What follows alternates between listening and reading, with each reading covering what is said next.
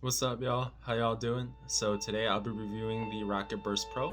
So let's get into it and see how it is. So the Burst Pro costs $43.53 for the black version and $49.99 for the white version on Amazon.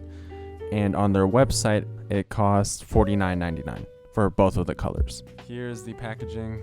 Nothing special, as usual. And you do get an extra set of mouse skates, of the stock mouse skates, which is really nice. Let me show you that real quick. So here it is.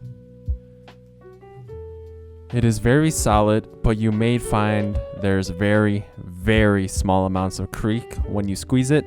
And there is some bottom creaking as well, but who cares? It's the bottom of the mouse. Just don't squeeze it. The mouse weighs 68 grams, so it's in the same situation as the XM1R, where it's not light but not heavy. Build quality is great, so yeah, there's not much to say here. There is pre-travel and post-travel on the main buttons and side buttons, but it's what you expect from any mouse, and you won't care when you're in game. The switches are their Titan Optical switches, and according to them, they last for 100 million clicks. They're fairly tactile, but not as tactile as Kale 8.0s on the XM1R. They're also heavy to click compared to the 8.0s, so using something like a sidearm in Destiny 2 or the sidekick in Halo Infinite, where you have to spam click your left button, could be a challenge if you've been using a mouse where the switches feel very light. There is little to no side movement when trying to move the main buttons. When I was looking very closely, like when I had the mouse up at my face, I could see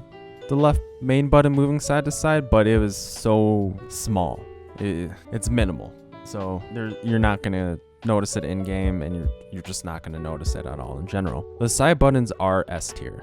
They are tactile and they are very big. Here, let me show you.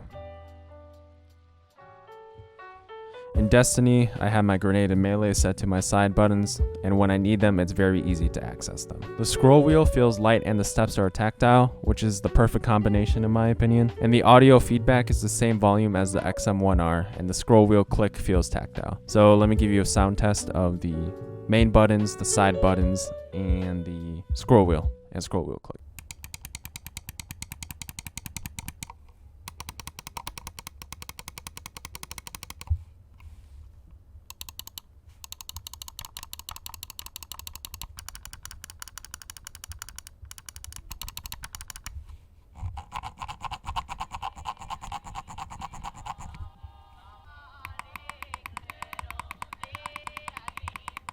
Quick note, there's also a DPI button on the top. The sensor they are using is their Roccat Owl Eye sensor, which according to them is based off of the PMW3389. Feels great. I don't feel any latency or anything like that in game. This is a wired mouse, but it feels very good. The cord's thickness is slightly smaller than the XM1R stock cord, and that flexibility seems to be the same. Like I said in my XM1R video, there is no drag feeling when you tape the cord on your desk, so I recommend doing that or buying a mouse bungee. The shape feels very similar to the XM1R, but the back hump feels wider in my hand. This is most definitely good for people who use claw grip, as it has a wide hump in the back and swoops down in front, just like the XM1R. The sides feel great. They have like this. It's not, the grip doesn't feel like grip tape, but it still feels grippy. It doesn't feel slippery. You definitely won't need grip tape because it doesn't feel slippery in my experience. Even though the shape is great, I still have a problem with it that I will get into later in the video. These stock skates feel great. They feel exactly like core pads. The glide is just like core pads. They barely have any friction like core pads. Everything about them is exactly the same. They even feel the same over slow spots on my Odin Infinity. So in my opinion, you do not need to upgrade to aftermarket skates with this mouse. As I mentioned in my X-Lite wireless review, the Burst Pro has pinky support, but what I didn't mention is that for me, the pinky support is very small. Since the hump is so wide, it prevents my pinky from gripping full strength because it's blocking that part of my hand in a way. Maybe grip tape can fix that for me, but other than that, the shape is amazing. As I said before, they are on the heavier side, and if you're used to light clicks such as the Omron 20Ms or the Kale 8.0s, this is going to take some time to get used to, especially if you're playing games where you're required to spam click. But once you do get used to it, that's fine. I remember at one point, my Burst Pro just started connecting and disconnecting, and it would do it without the Windows Connect device sound as well. It was very annoying to deal with, especially in game, so that's why I ended up buying the XM1R. After using the XM1R for a couple months, I said to myself, you know what, fuck it. Let's use the Burst Pro again just for fun and see what happens. At this point of the story, you would expect the mouse to connect and disconnect, right? Nope. So, oh my God. After 1 to 2 hours, the mouse never randomly disconnected. And to this day, it still hasn't disconnected either. I have no idea why that happened, but it did, so I just wanted to point that out.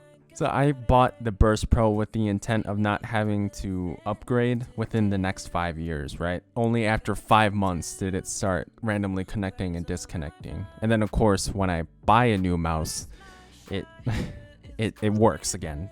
I don't know. Also, the coating on the mouse, it sucks. It's a fingerprint sweat magnet. I don't know if y'all can see that, but it doesn't look good. The sides are fine though. Whatever they did with the sides, they're amazing. So I hope you guys enjoyed the video. I hope you guys got the insight that you needed for the Burst Pro. This is a very, very good claw wired mouse. And it's what, like $50 if you're, I guess, on a budget. Yeah, if you're on a budget and you like the claw grip and you're looking for a mouse like this, I would definitely check this one out. This one and the XM1R. So like the video, subscribe if you want to see more. Next video, I'll be reviewing the Odin Infinity mousepad. Be sure to look out for that. Otherwise, have a great day, y'all.